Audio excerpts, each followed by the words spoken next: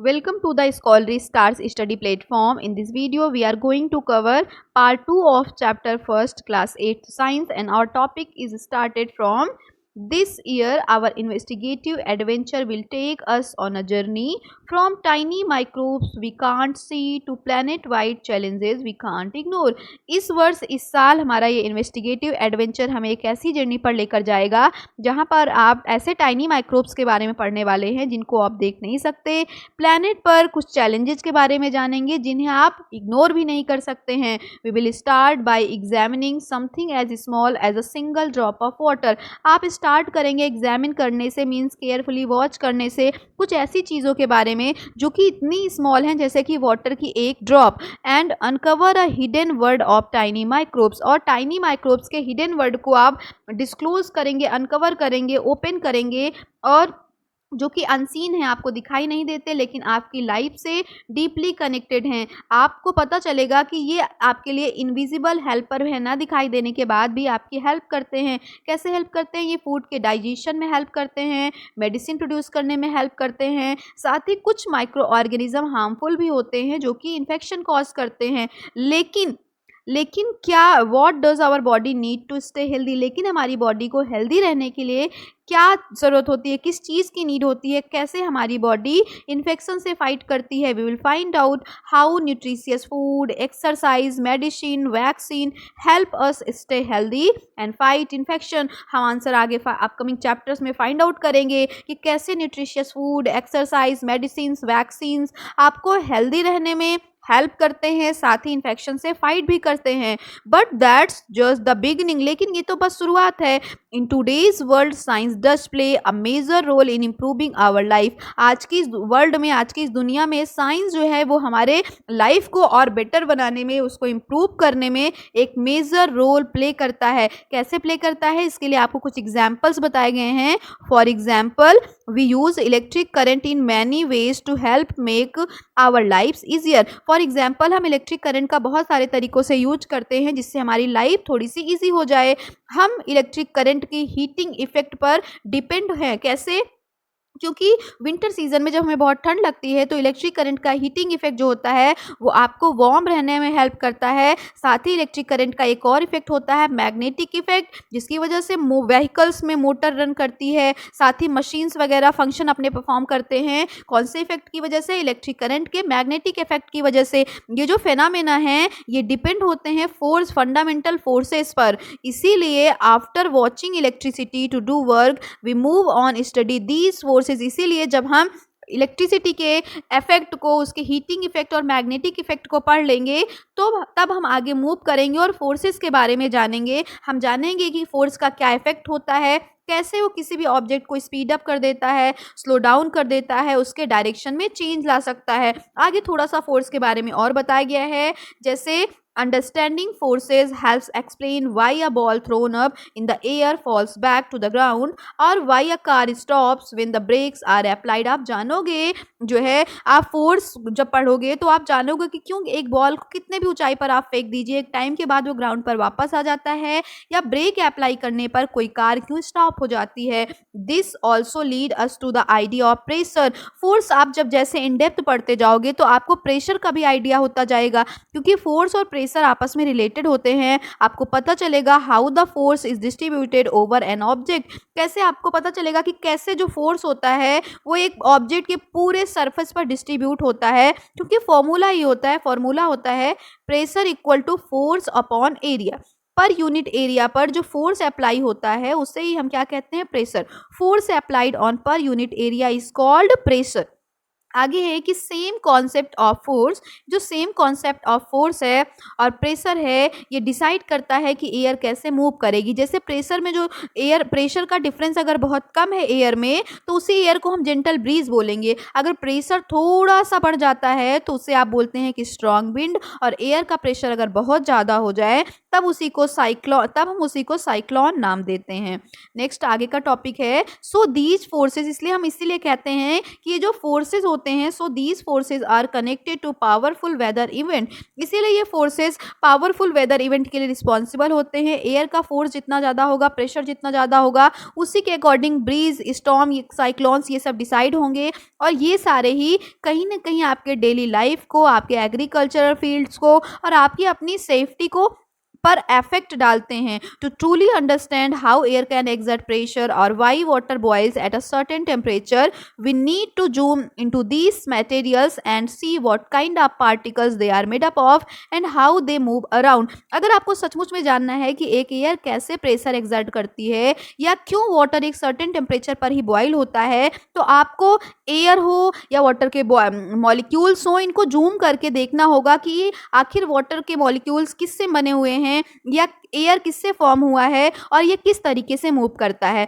आप जब जूम करके आप देखेंगे तो आपको पता चलेगा आपके चारों तरफ जितनी भी चीज़ें हैं वो टाइनी पार्टिकल से मिलकर बनी हुई हैं। वो मटेरियल सॉलिड भी हो सकता है, लिक्विड भी हो सकता है और गैस भी हो सकता है। सॉलिड के पार्टिकल्स मूव नहीं कर पाते हैं, ये देख सकते हैं। सॉलिड के पार्टिकल्स जो है वो बहुत कंजस्टेड वे में अरेंज्ड होते हैं, उनके बीच में ज़्यादा स्पेस नहीं होता, ये अप डाउन राइट लेफ्ट किधर भी ज़्यादा मूव नहीं कर पाते हैं। लेकिन अगर यही बात करें लिक्विड की, तो सॉलिड के कंपैरिजन में लिक्विड के मॉलिक्यूल्स के बीच में थोड़ा सा स्पेस होता है, तो ये इजीली थोड़ा बहुत right left up down move कर पाते हैं। और गैस के मॉलिक्यूल्स में तो बहुत ज़्यादा स्पेस होता है, तो ये रैंडमली जिधर चाहे फ्री होकर आसानी से मूव कर लेते हैं। आगे मटेरियल्स को आपने क्लासिफाई किया, सॉलिड, लिक्विड, गैस को, मटेरियल्स को आपने क्लासिफाई किया है, मैटर को आपने क्लासिफाई किया है। अब हम सब्सटेंसेस को क्लासिफाई करेंगे। सब्सटेंसेस में कैटेगरी होती है, एक होता है प्योर सब्सटेंस, दूसरा होता है कंपाउंड और तीसरा होता है मिक्सचर। प्योर सब्सटेंस एक ही एलिमेंट से मिलकर बनेगा और जब दो या दो से ज़्यादा एलिमेंट्स आपस में बॉन्डेड हो जाते हैं तो कंपाउंड फॉर्म हो जाता है।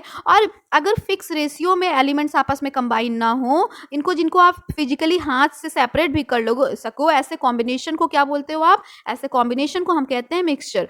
Once we know how particles combine, अगर आपको एक बार पता चल जाए कि एक पार्टिकल्स कैसे आपस में कंबाइन या मिक्स होते हैं, तब आपको सॉल्यूशन के बारे में जानना आसान हो जाएगा। आपको पता चल जाएगा कि कैसे शुगर वाटर में कैसे शुगर टी में डिजॉल्व होती है, तो उसके स्वीटनेस को इंक्रीज कर सकती है। आप चाहें तो यहाँ राइट कर सकते हैं कि solution equal to solvent plus solute. Solvent और सॉल्यूट जब आपस में मिक्स हो जाते हैं तो क्या बन जाता है? सॉल्यूशन। सॉल्वेंट क्या होता है? जिसमें किसी चीज को आपको मिक्स करना है। और सॉल्यूट क्या होता है? वो सब्सटेंस जो मिक्स हो रहा है। फॉर एग्जाम्पल, अगर आपको लेमनेड बनाना है तो लेमन जो है उसकी क्वांटिटी स्मॉल है या शुगर की क्वांटिटी कम है, तो ये दोनों सॉल्यूट हो जाएंगे और वाटर हमारा सॉल्वेंट हो जाएगा। और इन दोनों के मिलने से क्या बन गया? जो लेमनेड बना वो हमारा हो गया solution. From the world of particles and mixture we then move into the world of light. हम धीरे धीरे हमने क्या पढ़ा? हमने सबसे पहले स्टार्टिंग करा था माइक्रो ऑर्गेनिज्म से, फिर हमने इलेक्ट्रिसिटी के बारे में पढ़ा, फिर इलेक्ट्रिसिटी से हमने थोड़ा बहुत फोर्स के बारे में आइडिया चला, फिर प्रेशर हमने पढ़ा, प्रेशर के बाद फिर मैंने आपको बताया कि मटेरियल्स को सॉलिड, लिक्विड और गैस में क्लासीफाई किया गया है। सब्सटेंसेज में प्योर सब्सटेंस होते हैं, कंपाउंड होता है और मिक्सचर होता है। फिर आपने सॉल्यूशन के बारे में जाना। अब आप जानोगे, लाइट के वर्ल्ड में मूव करोगे, लाइट की दुनिया में आगे बढ़ोगे, आप जानोगे we will study how light rays reflect off flat and curve mirror. कैसे कोई लाइट रेज फ्लैट या कर्व मिरर पर रिफ्लेक्ट हो जाती है या एक जो है लेंस के थ्रू जब पास आउट होती है तो बेंड हो जाती है। ये सारे रिफ्लेक्ट ओवरऑल यहाँ पे कह रहे हैं कि जैसे जैसे आप अपकमिंग चैप्टर में मूव करोगे आपको रिफ्लेक्शन और रिफ्रैक्शन के बारे में पढ़ने को मिलेगा, जिससे help us understand the working of many object around us, जिससे आपको बहुत सारे आपके आसपास में जो चीज़ें होंगी उनके वर्किंग के बारे में थोड़ा जानना आसान हो जाएगा। The bending of light explain what happen when we see an image in a shiny metal spoon और how corrective glass help many of us see clearly. आप जो है बेंडिंग ऑफ लाइट ये एक्सप्लेन करता है कि क्या होता है जब हम किसी शाइनी मेटल सरफेस पर किसी ऑब्जेक्ट को देखते हैं, या कैसे एक जो है ग्लास जो होता है वो किसी चीज़ को क्लियर करके दिखाता है। नेक्स्ट पैराग्राफ में बताया गया है, it's not just a polished mirror that reflect light, rough surface reflect light as well. ऐसा नहीं होता कि सिर्फ पॉलिश सरफेस, एकदम प्लेन सरफेस पे ही लाइट का रिफ्लेक्शन होता है, रफ सरफेस पर भी लाइट का रिफ्लेक्शन होता है। सो डज द मून, इसलिए मून में भी लाइट का रिफ्लेक्शन होता है और इसी वजह से हमारे अर्थ, मून और सन के रिलेटिव पोजीशन की वजह से ही जो है जो मून होता है, अगर आप देखेंगे तो मंथ में पर डे उसके शेप में थोड़ा बहुत चेंज होता रहता है, जिसे आप बोलते हो ल्यूनार साइकिल। ल्यूनार साइकिल क्या होता है, आप इसकी डेफिनेशन चाहें तो राइट कर सकते हैं। The lunar cycle is the 29.5 day period it takes for the moon to complete its 8 distinct phases. मतलब एक ल्यूनर साइकिल में एक मून जो है वो 8 टाइम अपने शेप को चेंज करता है और ल्यूनर साइकिल कंप्लीट होने में टोटल 29.5 डेज लगते हैं। नेक्स्ट हमारा टॉपिक है कि watching the periodic cycle of the moon's phase allowed humans to come up with first calendar. और जिस तरीके से मून के फेजेस में चेंज हो रहा है पीरियोडिकली, यहाँ से ह्यूमन में, इंसानों में फर्स्ट कैलेंडर का आइडिया आया by combining careful observation of sunrises, sunset, lunar cycle, various calendar came into being। कह रहे हैं जैसे जैसे पीरियोडिक साइकिल उन्होंने ऑब्जर्व किया कि डेली हर टाइम पे सनराइज होता है, एक फिक्स टाइम पे सनसेट होता है, ल्यूनर साइकिल का अपना फिक्स टाइम होता है, तो इन पीरियोडिक साइकिल से ही सबसे पहले उनको कैलेंडर का आइडिया आया। इजंट इट फैसिनेटिंग, फैसिनेटिंग मतलब होता है extremely interesting, that the calendar which determine our routine on earth are link to the motion of object for beyond our planet. कह रहे हैं क्या आपको ये एक्सट्रीमली इंटरेस्टिंग नहीं लग रहा कि कैसे कैलेंडर जो हमारे अर्थ पर डेली रूटीन से कनेक्टेड है, ये जो है हमारे अर्थ से दूर जो दूसरी चीज़ें हैं उनके मोशन से रिलेट करके बनाई गई हैं। नेक्स्ट हमारा है but it's not just calendar और the movement of sun and moon that are linked. लेकिन इसमें सिर्फ कैलेंडर में, ये सिर्फ एक कैलेंडर नहीं है या यहाँ पे सन और मून का के मोशन से ही इसको सिर्फ लिंक नहीं किया गया है। Right here on earth there are marvellous and complex pattern of relationship between living and organism and their environment. आपको पता चलेगा हमारे इस अर्थ पर लिविंग ऑर्गेनिज्म का इन्वायरमेंट के साथ एक यूनिक रिलेशन होता है। और आपको पता होगा interaction between living and non living, मतलब लिविंग ऑर्गेनिज्म का उसके इन्वायरमेंट के साथ जो इंटरेक्शन होता है, इससे ही हम कहते हैं इकोसिस्टम। एवरी लिविंग ऑर्गेनिज्म, हर लिविंग ऑर्गेनिज्म, चाहे वो बहुत छोटा हो इंसेक्ट के जैसा या बहुत बड़ा हो वेल के जैसा, या ग्रास के ब्लेड्स की बात करें या टॉल ट्रीज की बात करें, depend on and respond to the air, water, sunlight and other organism around them, forming the ecosystem that support life on planet. कह रहे हैं कि हर लिविंग ऑर्गेनिज्म, चाहे वो छोटा इंसेक्ट हो या बहुत बड़ा वेल हो, ग्रास की एक लीफ हो या टॉल ट्रीज हो, ये सब डिपेंड होते हैं, साथ ही रिस्पॉन्स भी करते हैं किसके टूवर्ड्स, एयर, वाटर, सनलाइट और अदर ऑर्गेनिज्म जो आसपास में चारों तरफ हैं, जिनसे मिलकर हमारा इकोसिस्टम बनता है, जो कि हमारे प्लैनेट पर हमें रहने में हेल्प करता है, सपोर्ट करता है। और in the final chapter of this book, और इस बुक के फाइनल चैप्टर में हम क्या करेंगे, we can put it all together, हम इन सबको एक साथ रखेंगे एंड ट्राई टू अंडरस्टैंड, समझने की कोशिश करेंगे कि ऐसी कौन कौन सी चीज़ें हैं जो हमारे अर्थ को सही करती हैं लाइफ के लिए, लाइफ को अर्थ पर जो है सर्वाइवल के लिए अर्थ एकदम सही प्लेस है,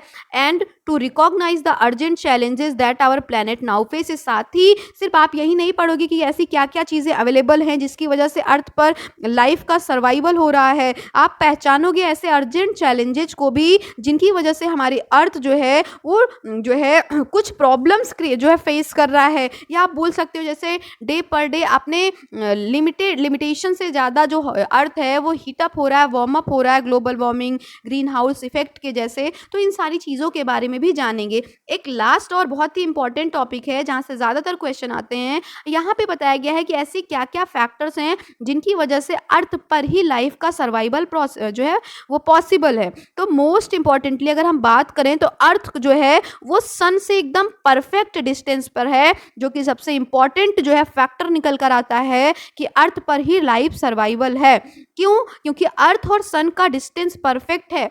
आप ऐसा नहीं है कि सन के इतने पास हो कि जल जा रहे हो, परफेक्ट डिस्टेंस है अर्थ का सन से। इसके साथ ही हमारे अर्थ पर जो वाटर है वो लिक्विड फॉर्म में होता है। यहाँ पे एक ऐसा एटमॉस्फेयर आपको प्रोवाइड कराया जाएगा जिसमें आपको ब्रीदिंग के लिए ऑक्सीजन गैस मिलेगी।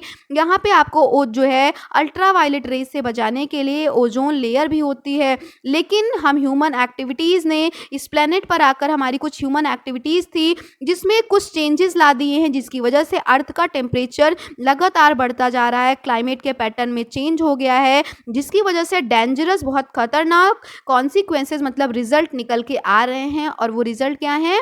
ग्लोबल वार्मिंग और ग्रीन हाउस इफेक्ट। नेक्स्ट है at the heart of both the problem and any possible solution is us.